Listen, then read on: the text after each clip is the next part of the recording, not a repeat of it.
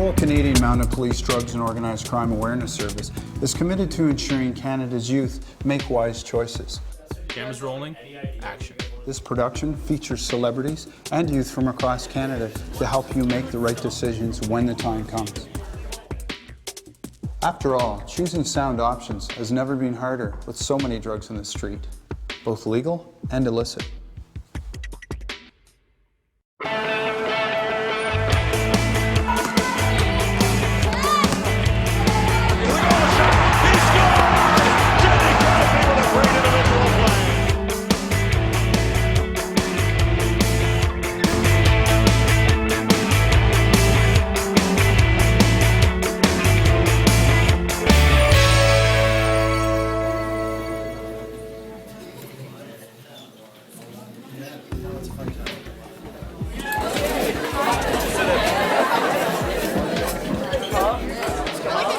Oh, thank you. Good to see you guys. How are you?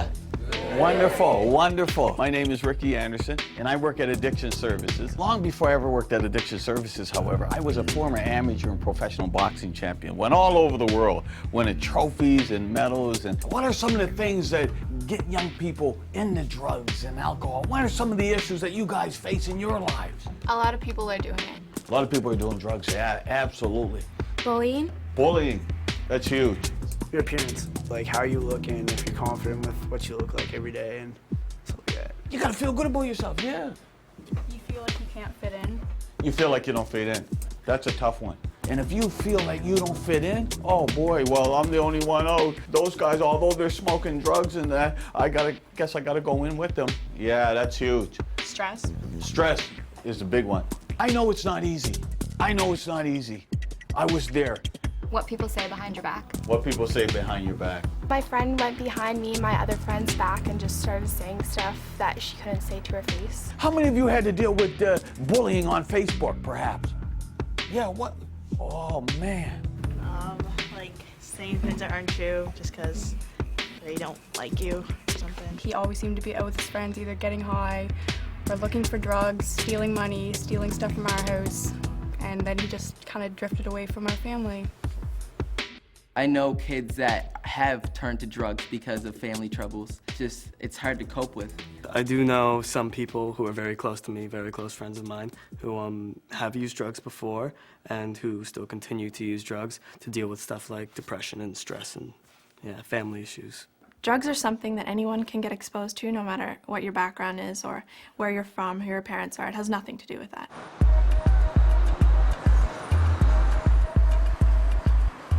No one grows up dreaming of being a drug addict, but it happens. And once you start fooling around with them, the risk is great.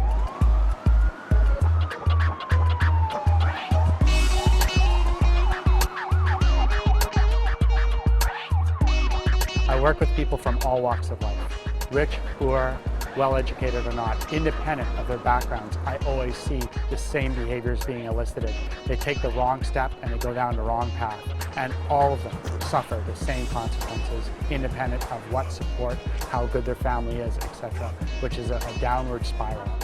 There's no protection offered against choosing bad behavior. If you have a great family support system or if you have a great education, it doesn't protect you from making the wrong decision. Hi, I'm Scott Oake from Hockey Night in Canada. 3 months ago, our son Bruce died of a heroin overdose. He was 25 years old. When he was your age, Bruce was like many of you, popular in high school, played on the varsity basketball team, and later on he became a very accomplished battle rapper, winning his share of those contests.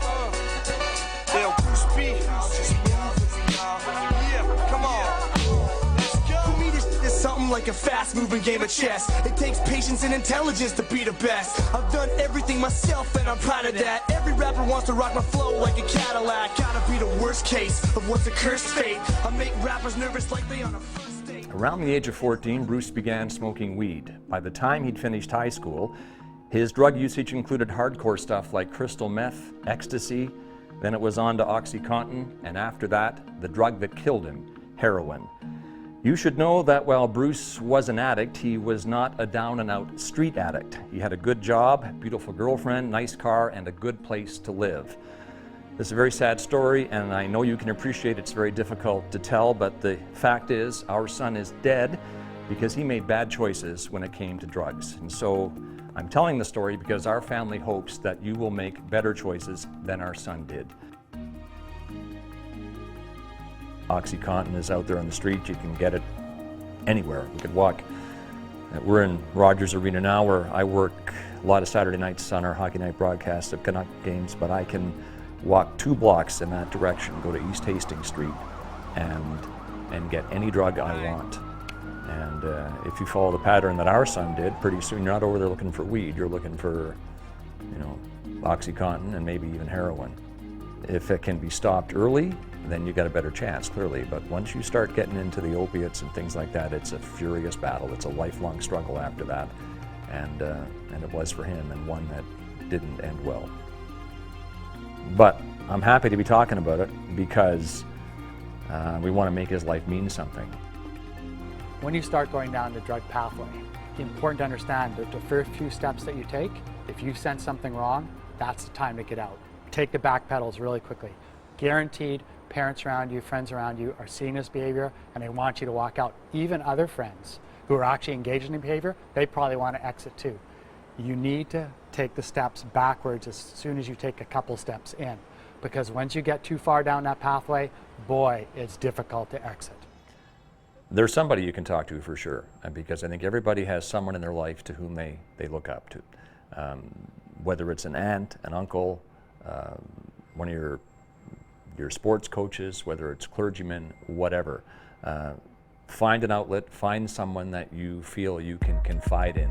Who's your significant role model? I would say my dad, because even from the younger times, he told me always to stay positive. Probably my cousin. Probably choose my mom. She's accomplished a lot in life. Did anybody pick me as a mentor yet? I'd say Mike Camilleri, plays Montreal Canadiens. He's always saying you should never give up. My mentor is my stepdad. He's been with me since I was like 3. Did anybody pick me as a mentor yet? My 2 older brothers are my role models because I look up to them and just want to be like them. My parents, they're always motivating me to do my best in life. Fantastic. I was wondering if I could use the washroom really quick. Sorry, I was really gonna go. Anybody yet? No, Corey.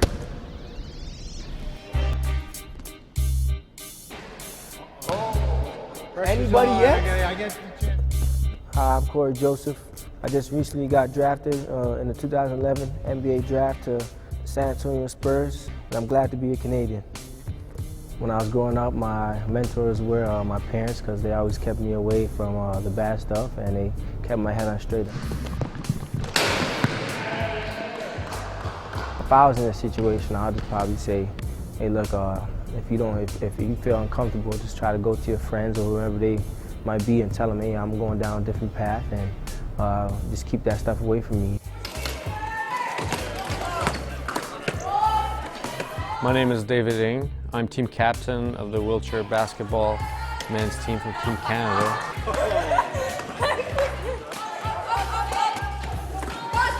You know, like I would say from 12 to 17, most of my friends would use drugs.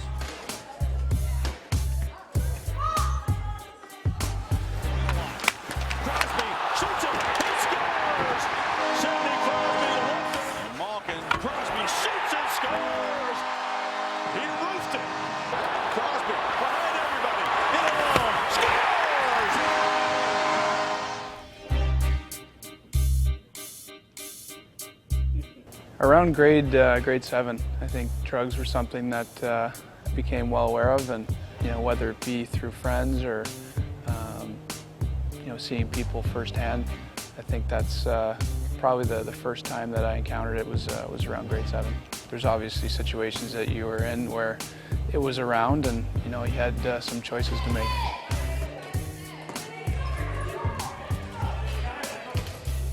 In life, this is what we have in front of us, choices. and you know what is wrong and you know what is right. You know, you had two paths. You could kind of buckle under the peer pressure and do it, or you know, you could make the right choice to stay away from it. And there's a number of reasons why, you know, you shouldn't do it. You know, the fact that, number one, it's illegal, it's not good for you, and really nothing good can come out of it. Your friends are gonna start telling you, okay, hey, just this one time, take it, take it. I never did it. In the end, my friends actually respected me more because I didn't fall for their peer pressure. They fell to my peer pressure, which was, if you guys want to hang out with me, well, you guys are not going to touch that stuff around me.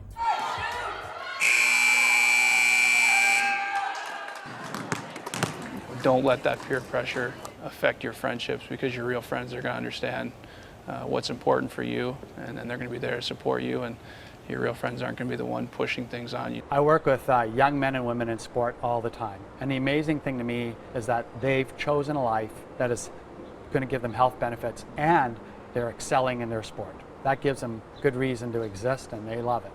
But the funny thing, the contradiction is that when I work with these athletes, they're often weekly binge drinking, smoking pot, and even worse. But the key part about that is when you think about it, and they just haven't thought about it, they're taking up Friday night, getting hammered, smoking pot, getting stoned. The next day they don't perform as well, the next day after that they don't perform as well. 2 or 3 days down for every time they engage in that behavior. If you add that up 52 times a week a year, that's 104 days a year. So when the coach says to you, hey, give me 100% this year, you come up, the athlete checks saying, I'll give you 60%.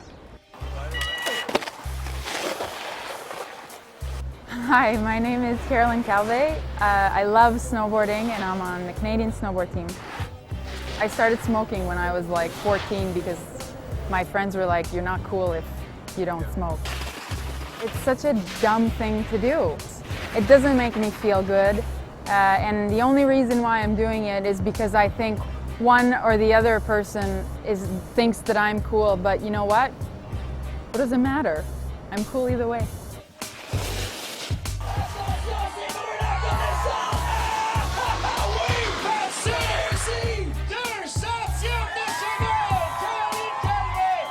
The cool thing to do was to go and hang out with my friends that are just like me, that like to have a high on doing something intense like skiing or snowboarding or all the other sports that I did.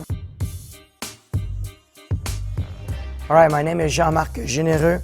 I'm a judge on So You Think You Can Dance Canada. I've been dancing all my life and I love it. Yes, they're not coming off ever. What are you talking about? Look around. The media is filled with stories of people who's failed due to the use of performance-enhancing drugs. Is it really worth it? Come on. Are performance-enhancing drugs really worth it?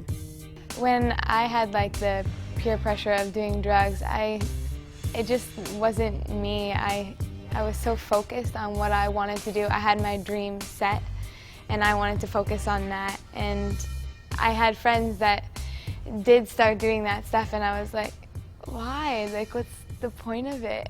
To me, there's just no point of it. Trust your best is your best. No matter what you do in your life, you have to be happy and trust that your best